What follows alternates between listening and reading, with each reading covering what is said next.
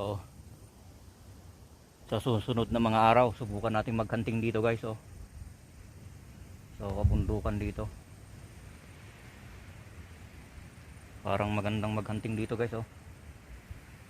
Ang kapal yung kakahuyan.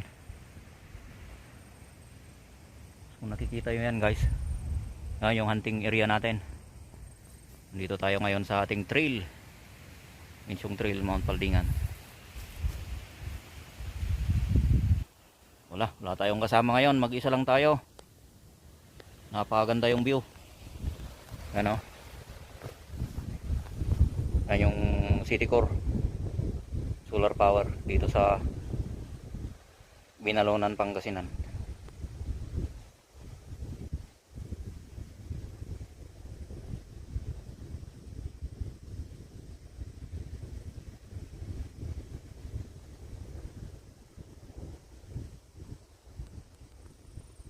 So tara ulit.